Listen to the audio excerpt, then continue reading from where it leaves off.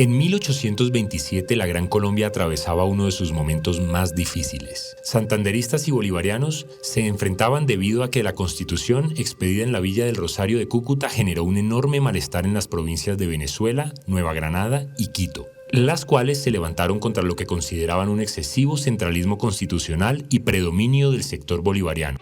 La Convención de Ocaña realmente fue el último intento de salvar esa primera república de Colombia que hoy se recuerda como la Gran Colombia.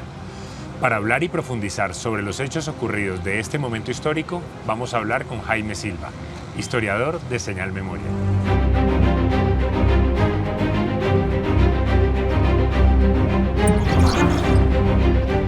Hola Jaime, bienvenido una vez más a Historias de la Contingencia. ¿Cómo estás?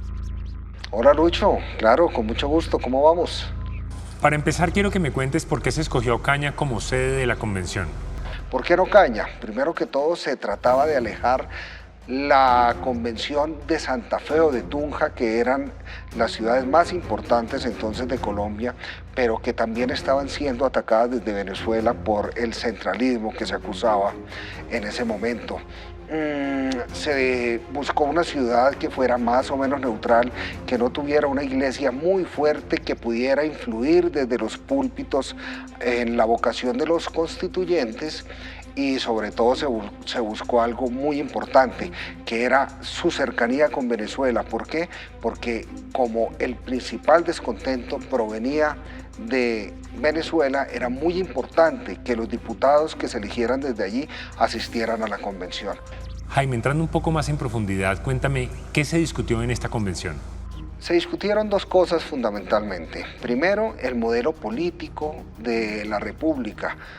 Se pretendía cambiar ese centralismo excesivo, muy presidencialista que se había elegido en Cúcuta, en Villa del Rosario de Cúcuta en 1821, por un modelo más plural. Conforme a esto, se configuraron dos vertientes políticas muy marcadas. Una centralista, impulsada por Bolívar, y otra federalista, que buscaba darle un poco más de herramientas a los estados, sobre todo a Venezuela, a Quito y también a Panamá. Jaime, ¿por qué fue tan importante este evento para la historia política de nuestro país? La primera fue la primera convención constituyente con un carácter netamente civilista.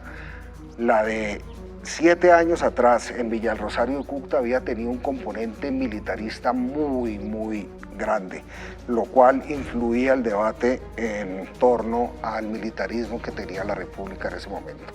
La segunda es que fue el primer evento político de escala realmente nacional que se llevó a cabo en una Colombia realmente libre del dominio español. La tercera es que se creció en el debate político. Fue la primera vez por fuera de un parlamento en que los elegidos constituyentes se pararon en un atril a defender sus ideas y a controvertirlas de sus contrarios. Todo esto en un marco de civilidad, en un marco alejado de las armas. Y finalmente, porque allí en Ocaña sostenemos algunos, dentro de los cuales me encuentro, se perfilaron los partidos políticos liberal y conservador. Finalmente, ¿cuáles fueron las consecuencias del fracaso de la Convención de Ocaña? Bueno, Lucho, las consecuencias son diferentes y la mayoría de ellas son desafortunadas. Vamos a mencionar las más importantes. Lo primero es que, terminados los debates en Ocaña, cuando Bolívar ordena disolver el quórum de la convención, se traslada de Bucaramanga a Bogotá y, auspiciado por Alcántara de Herrán, declara la dictadura. Cesa el modelo democrático e inicia una dictadura. El segundo, la polarización política se incrementó. Realmente ser seguidor de Santander o ser seguidor de Bolívar era visto con muy malos ojos por la facción contraria. Inclusive Manuelita Sáenz, en lo que hoy conocemos como la Quinta de Bolívar, ordena hacer un maniquí con la figura y los uniformes de Santander y lo ordena fusilar y quemar. Lo que fue considerado por muchos santanderistas como un atentado frente a la figura de su líder. Jaime, muchas gracias por aceptar esta invitación. Con mucho gusto, Lucho. Acá estamos siempre para ayudarte y cuando quieras nos volvemos a ver. Espero volver a verte otra vez aquí en Historias de la Contingencia.